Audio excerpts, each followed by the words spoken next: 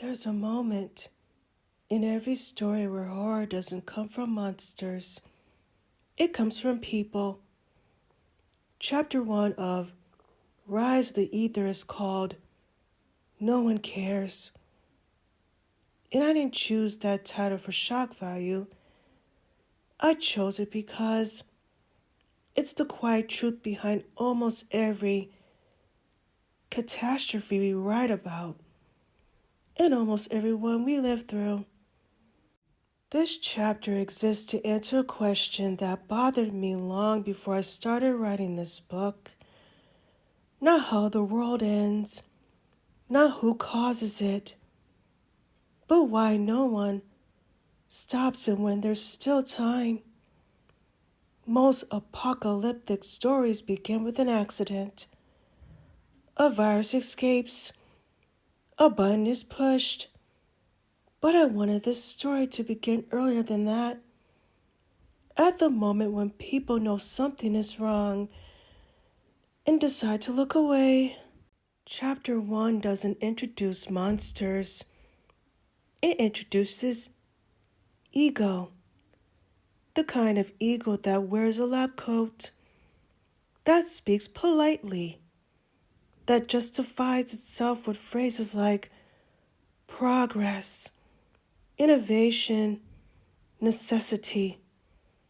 This chapter is about the danger of believing that intelligence equals morality, that if something can be done, it should be done. And if no one objects loudly enough, then it must be acceptable. That's where the title comes from. No one cares isn't cruelty, it's convenience. One of the core themes of this book is creation, not divine creation, human creation. What happens when we create something powerful but refuse responsibility for its consequences? Chapter 1 is about that first fracture, the moment knowledge becomes ambition, the moment curiosity becomes entitlement, and the moment someone hears something deeply wrong and chooses silence instead of action.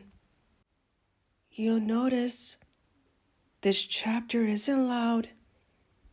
There's no chaos yet. No destruction on the page. That was intentional because real-world disasters rarely announce themselves with explosions. They arrive as conversations, as whispers, as justifications. I wanted readers, especially writers, to sit with that discomfort, to realize how familiar it feels.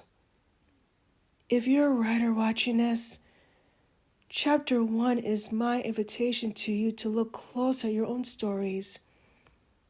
Ask yourself, where does the harm actually begin? Who notices first? And what stops them from speaking up? Horror doesn't need escalation to be terrifying. Sometimes all it needs is silence.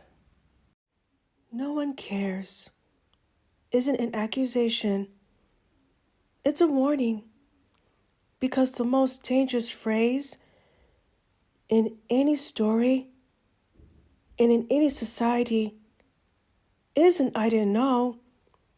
It's I knew, but I stayed quiet.